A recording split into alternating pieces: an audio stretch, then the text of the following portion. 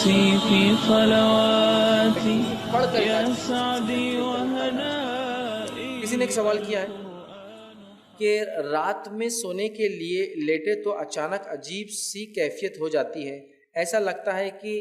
چاروں طرف سے چیخنے اور چلانے کی آواز آتی ہے،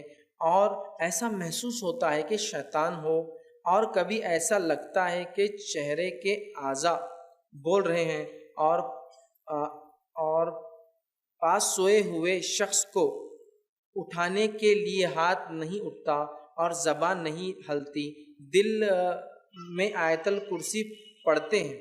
تو کیا یہ شیاطین کرتے ہیں؟ تو دیکھیے، ایک تو یہ ہوتا ہے کہ سونے سے پہلے غنودگی کی سائیکولوجیکل کیفیت ہوتی ہے، جس کیفیت میں کچھ لوگوں کو ایسا لگتا ہے کہ جسم بھاری ہو گیا، کوئی اچانک کوئی چیز گر رہی ہے، اور وہ ایک فیز ہوتا ہے، روز لگتا ہے ان کو، پھر وہ ڈر جاتے ہیں لیکن پھر نیند آ جاتی ہے، ایک دم بچکتے ہیں. تو اگر یہ سائیکولوجیکل کیفیت ہے آپ کی، جو ریگولر بیسس پہ آپ کو ہوتی تھی بچپن سے یا ہو رہی ہے، تو ایک الگ بات ہے. لیکن اچانک یہ عمل ایسا شروع ہونا کہ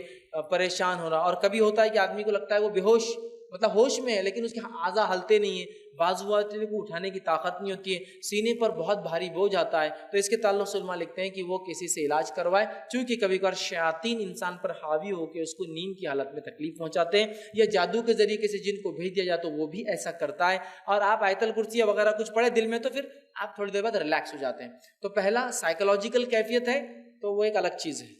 لیکن اگر حقیقت میں وہ ایسی تکلیف ہے آپ کو تو اور وہ اچانک شروع ہوئی تو پہلے تو آپ کسی سائیکٹرسٹ سے کنسلٹ کریں. اگر وہ کہتا ہے کہ نہیں سائیکولوجیکلی کوئی مسئلہ نہیں، نیند کا بھی کوئی ایشو نہیں ہے، تو پھر آپ کیا کریں، کسی معالج علاج کرنے والے سے وہ کریں. اور ایک بات ہاں یہ بتا دوں کہ جادو کا علاج کرانے کا ہرگز معنی یہ نہیں ہے کہ آپ میڈیکلی علاج چھوڑ دیں، وہ بھی چلنے دیجیے، ورنہ ارے اب تو معلوم ہو گیا میڈیکل علاج چھوڑ دیں، نہیں، وہ بھی چلنے دیجیے، ساتھ میں یہ بھی کیجیے تاکہ روحانی طور سے بھی جس کو کہیں گے علاج ہوتا رہے، اور جسمانی طور سے کوئی مرض ہو تو اس کا بھی علاج چلتا رہے. تو آپ ضرور پھر کسی راکھی کو بتائیے اس کو.